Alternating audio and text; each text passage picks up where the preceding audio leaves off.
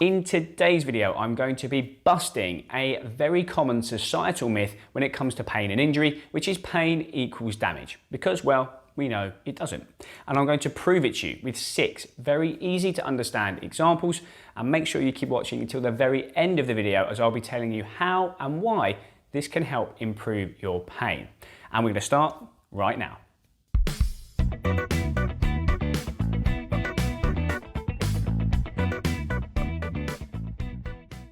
With all of the advances in pain science and medicine, we can confidently say that there is far more to pain than tissue and structure. Ultimately, pain is a very complex topic, and as a society, generally, we have quite a poor understanding of how it works. And I'll be the first to admit that healthcare professionals have a significant role to play in this. There are other videos on the channel to help you understand the complexities around pain, from how the pain process works, the different factors that affect it, and even how your brain learns pain. But in today's video, I'm going to take you through 6 very common day-to-day examples of when we experience pain to show you that pain actually correlates quite poorly with tissue and damage. Example number 1 is a bruise. Now, have you ever found a bruise somewhere on your body and you've been completely unaware of how it got there? Well, a bruise essentially is bleeding underneath the skin. So whatever happened to that area of tissue, at some point there must have been enough trauma to rupture the capillaries underneath the skin and cause some bleeding. But how can this be? You've had some tissue damage, but you've had no pain. Well, it was probably the case that you were distracted or you were focused on something else, and your nervous system decided that the situation you were in at the time was not threatening or harmful to you, and subsequently decided not to produce a pain response. So this would be an example of having tissue damage with no pain. Example number 2 is a paper cut. Now, if you've ever had a paper cut, you will know that they can be really quite uncomfortable. But when you look at the area of tissue that is damaged, often there's hardly anything to see. So in this instance, you have a relatively high pain response with very little tissue damage. And in this situation, we're not worried about it causing any long-term problems. It's not something that we're generally anxious or worried about, but it can still give us high levels of discomfort.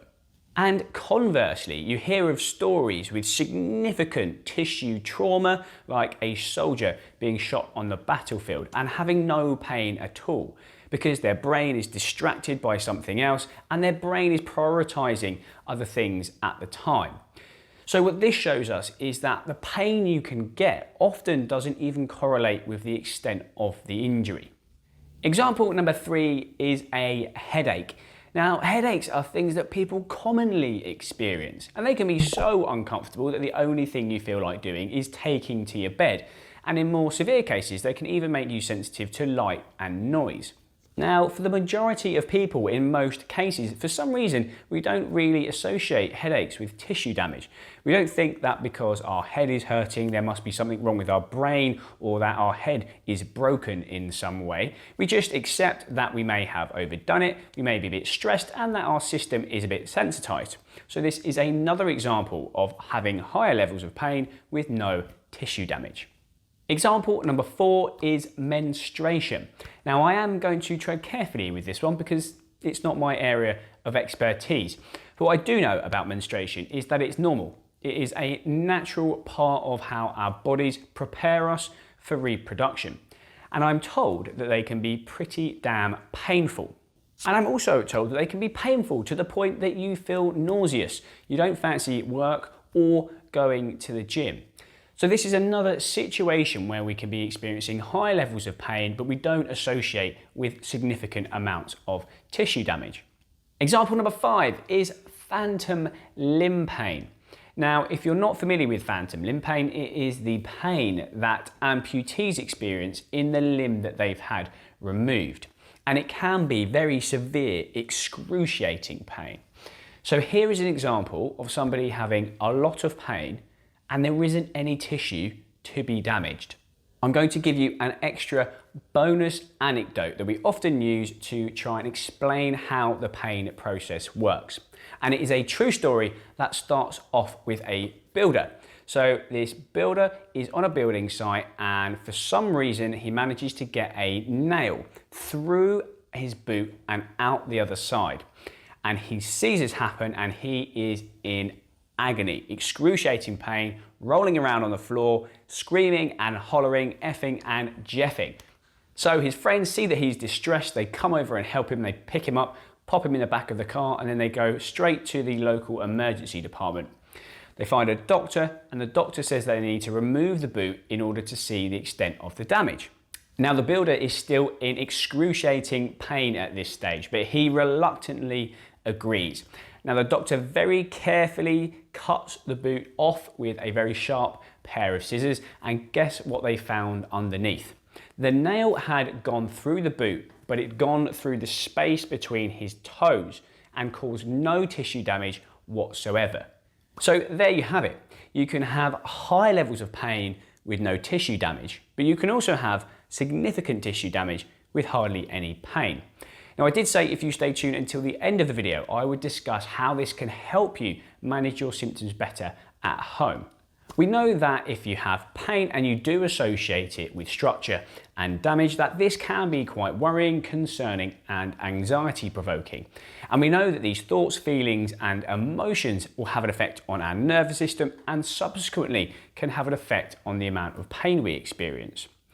Now, if we can take some reassurance from the fact that there may be a lack of correlation between pain and damage, this could help dampen down these negative thoughts, feelings and emotions, dampen down the impact on your nervous system and subsequently improve your pain. Secondly, we know that for the majority of conditions that exercise, movement and loading is generally a good idea. However, if you are experiencing pain and again you associate that with damage, a lot of people become reluctant or fearful to move. And we know that doing this for a long period of time is likely to make things worse, not better. Given that we know pain doesn't correlate with damage, we can confidently say that you're fine and safe to move into and exercise into tolerable levels of it. The rule of thumb would be working into tolerable levels of pain is fine and safe to do, but you need to monitor what happens for the following 24 or 48 hours later. If you have a slight increase in your pain on top of your baseline level of symptoms for a couple of days, but it's quite manageable and it's not stopping you doing your daily activities, that would be an appropriate level of discomfort to work into. If you do a bit too much too soon and your symptoms are significantly worse for a 4 or 5 day period, that's a sign that you may need to just ease off slightly and do a little bit less next time you try the exercise or movement. I would love to hear from you, so do drop me a comment below the video and let me know which example you found most useful from today's video. And if you are new to the channel, then please do hit that subscribe button. It will help the channel grow and help more people see this content. It'll also mean that you get notified every time I release a new video, which I do every single week. If you have enjoyed this video, you may also like the video that I have put together on how the pain process works. And if relevant, there is a whole playlist on the channel to help you manage your osteoarthritis better at home. Thank you very much for watching, and until next time, I will see you again very soon.